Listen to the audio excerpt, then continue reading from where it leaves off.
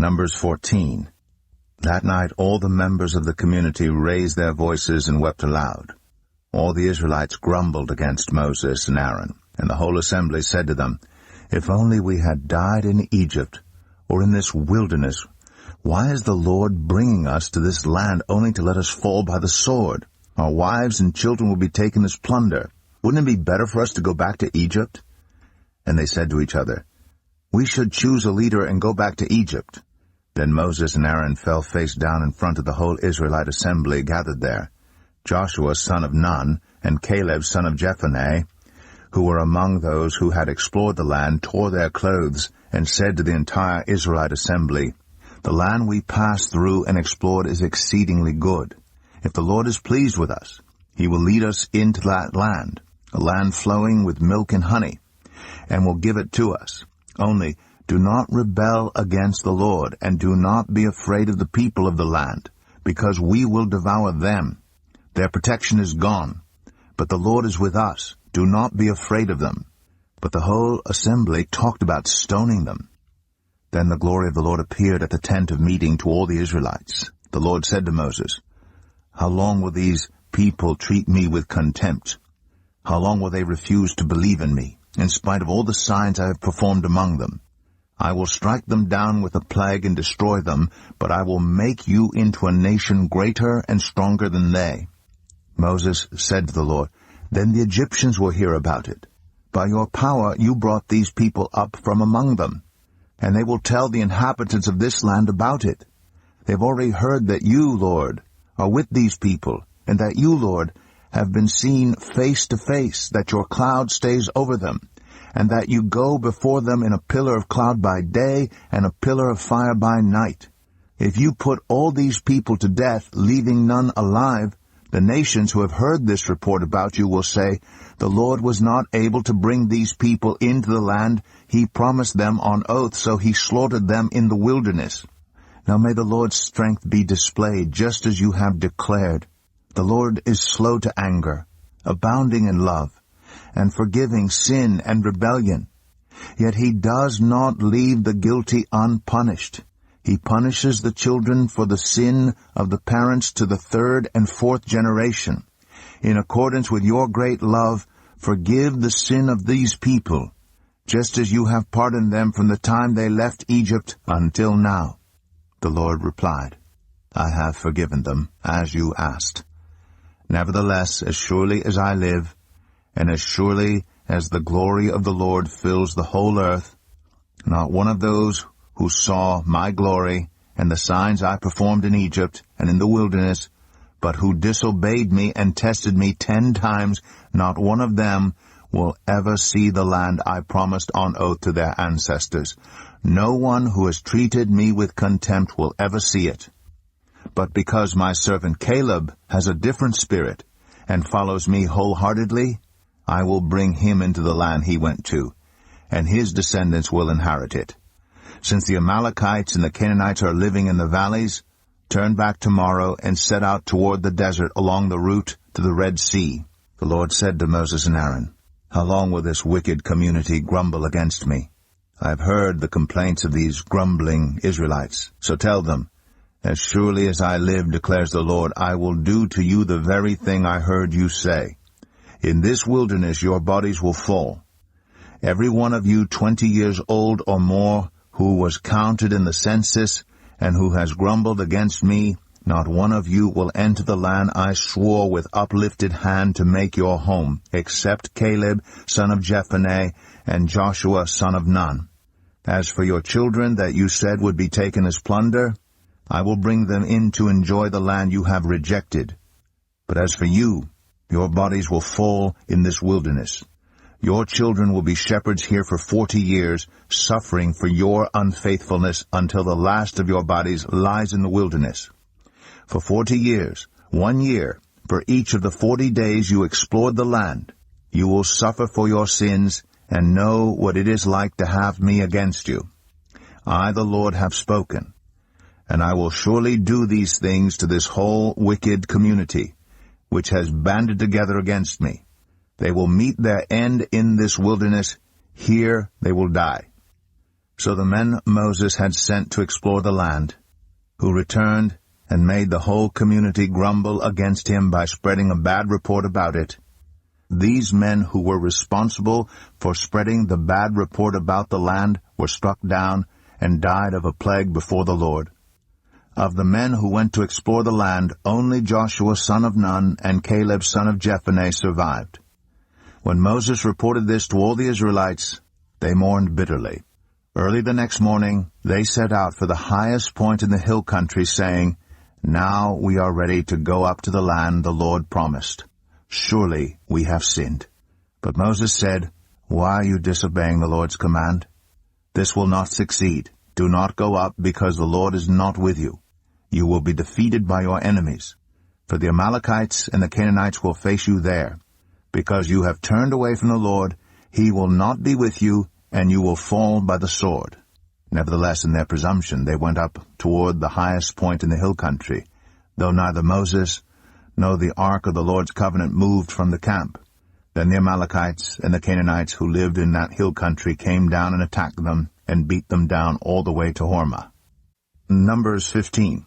The Lord said to Moses, "Speak to the Israelites and say to them, after you enter the land I am giving you as a home, and you present to the Lord food offerings from the herd or the flock, as an aroma pleasing to the Lord, whether burnt offerings or sacrifices, for special vows or freewill offerings or festival offerings, then the person who brings an offering shall present to the Lord a grain offering of 1/10 of an ephah of the finest flour mixed with 1/4 of a hin of olive oil.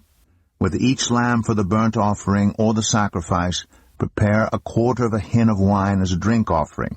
With the ram, prepare a grain offering of 2/10 of an ephah of the finest flour mixed with 1/3 of a hin of olive oil, and 1/3 of a hin of wine as a drink offering. Offer it as an aroma pleasing to the Lord.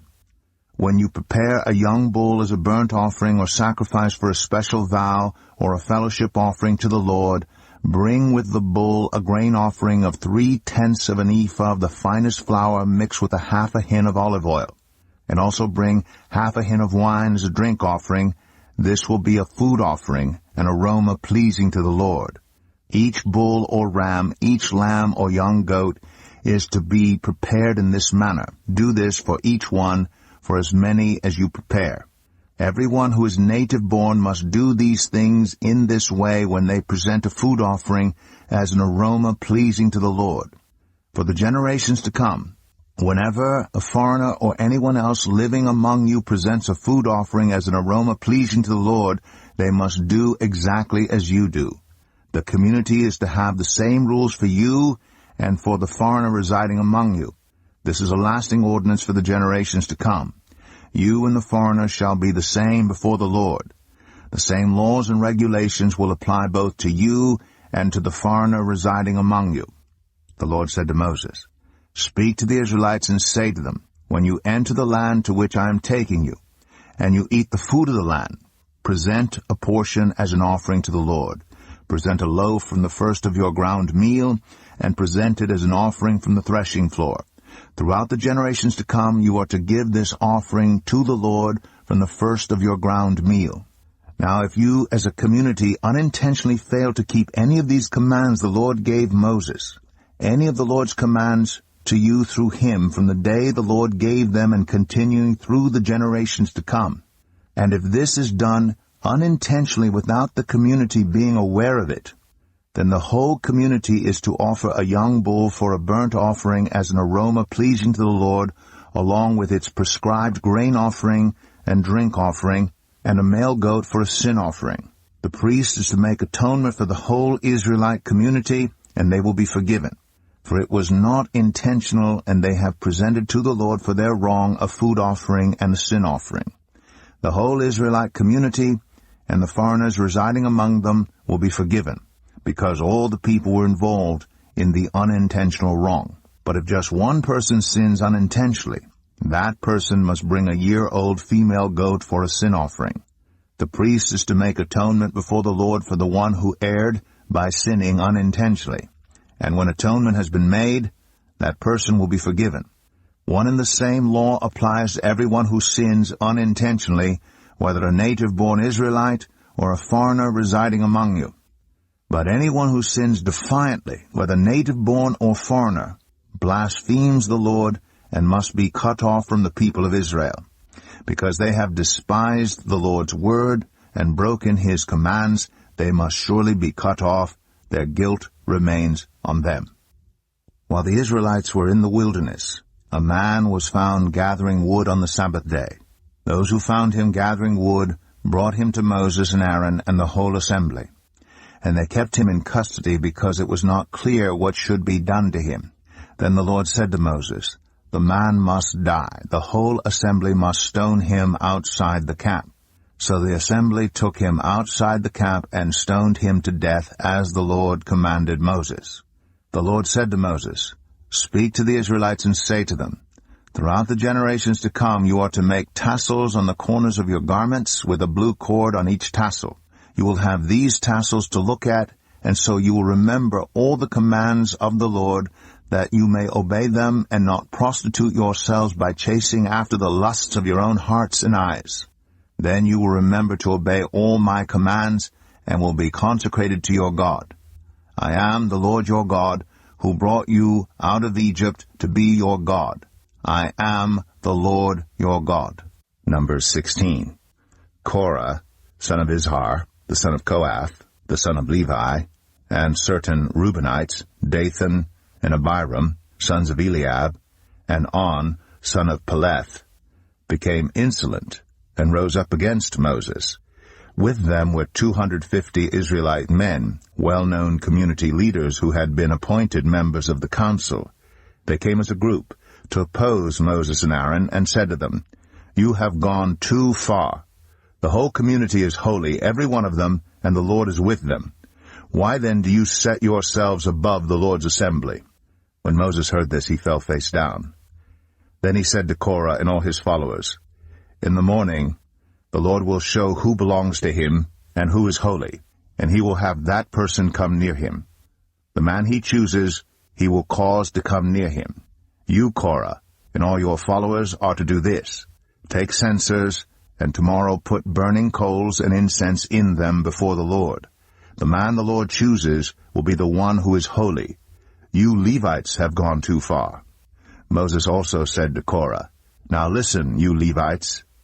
Isn't it enough for you that the God of Israel has separated you from the rest of the Israelite community and brought you near himself to do the work at the Lord's tabernacle and to stand before the community and minister to them? He has brought you and all your fellow Levites near himself, but now you are trying to get the priesthood too. It is against the Lord that you and all your followers have banded together. Who is Aaron that you should grumble against him?"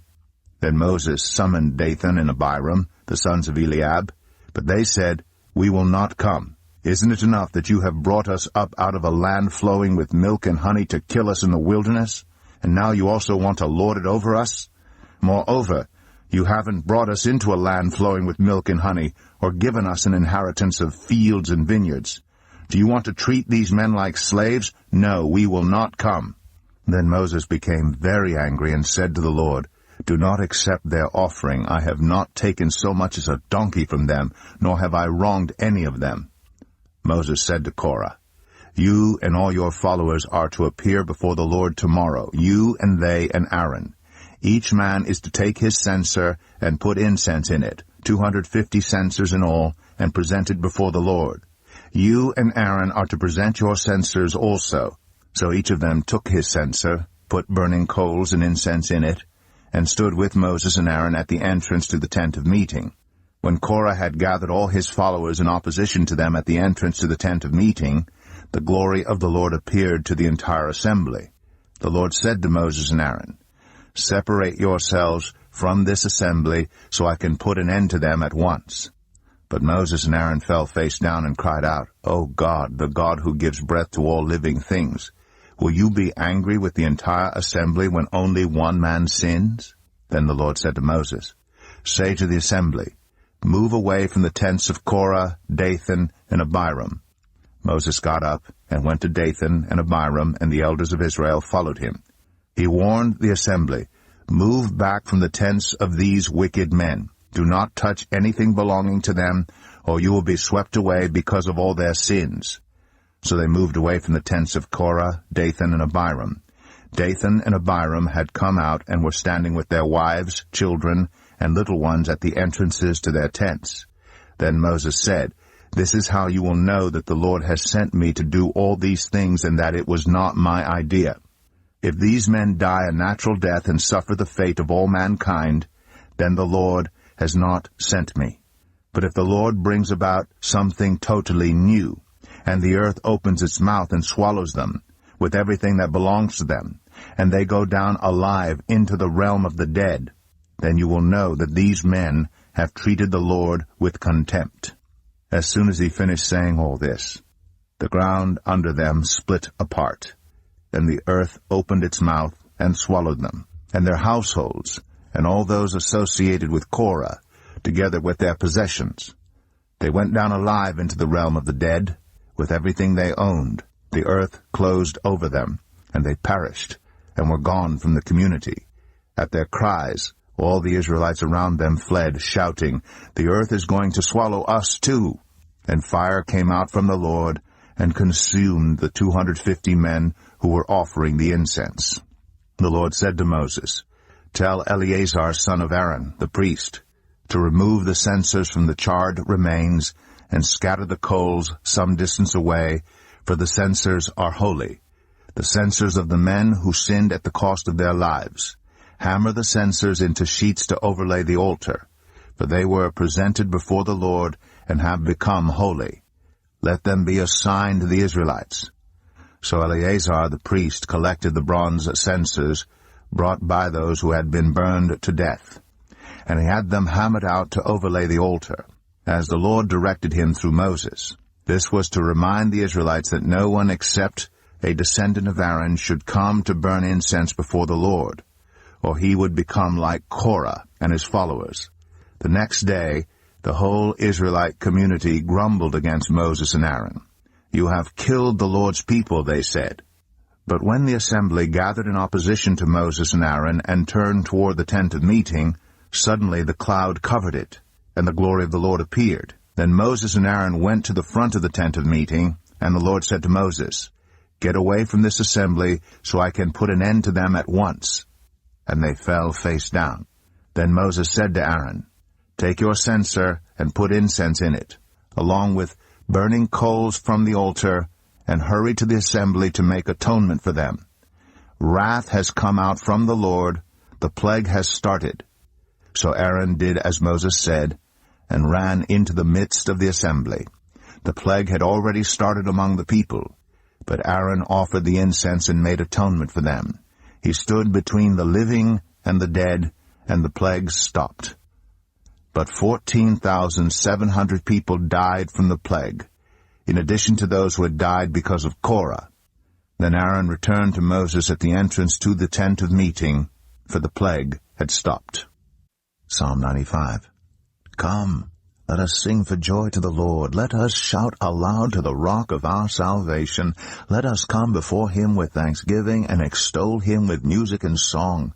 For the Lord is the great God, the great King above all gods. In his hand are the depths of the earth, and the mountain peaks belong to him. The sea is his, for he made it, and his hands formed the dry land. Come, let us bow down and worship. Let us kneel before the Lord our Maker, for he is our God, and we are the people of his pasture, the flock under his care. Today, if only you would hear his voice, do not harden your hearts as you did at Meribah, as you did that day at Massah in the wilderness, where your ancestors tested me. They tried me, though they had seen what I did. For 40 years I was angry with that generation. I said, they are a people whose hearts go astray, and they have not known my ways. So I declared on oath in my anger, they shall never enter my rest.